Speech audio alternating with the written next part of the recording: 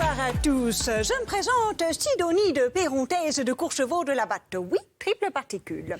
Monsieur Capuçon, beaucoup de gens l'ignorent encore, mais sachez que j'ai moi-même vécu une grande partie de ma vie avec un violoniste. Un certain Jean-Louis Sébastien Delsart de Saint-Cernin. Aucun lien avec l'asperge issue de la semi-noblesse au look vaguement princier assis à vos côtés.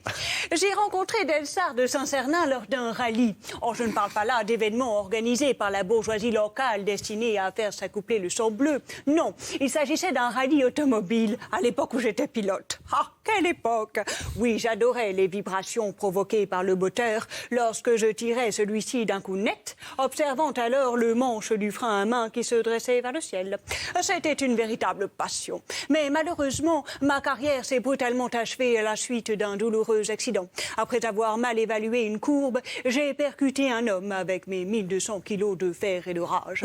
Un mal pour un bien, puisque cet homme, c'était Delsart de Saint-Cernin. Ah, je suis immédiatement tombée sous le charme de ce jeune violoniste. Lorsqu'il jouait, j'étais éblouie par ses mains. Sa façon de manier l'instrument n'avait d'égal que la justesse de son oreille, attentive à mes moindres désirs. Et je ne vous parle pas de son archet, droit et fier, mais aussi tellement doux lorsqu'il glissait sur son manche, faisant à la fois vibrer le bois et mon âme. Malheureusement, ce saligo m'a trahi. Il est parti. Il m'a quitté pour une harpiste. La harpe, quelle idée! Un instrument aussi vulgaire que celle qui a osé lui en faire vibrer les cordes. Le chagrin fut intense, mais j'eus la force de vaincre rage et peine grâce à Jean-Eudes, que j'épousai ensuite. C'est lui qui a su redonner à mon cœur la lumière qu'il mérite. Il m'apporta le soleil qu'il me manquait.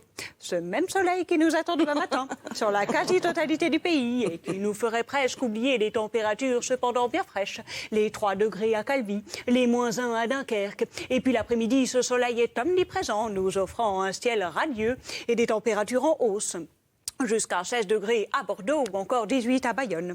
Enfin, quoi qu'il en soit, Monsieur Capuçon, j'ai été ravie de partager cette histoire avec vous et je ne doute pas que votre nouvelle œuvre saura me réconcilier avec le violon.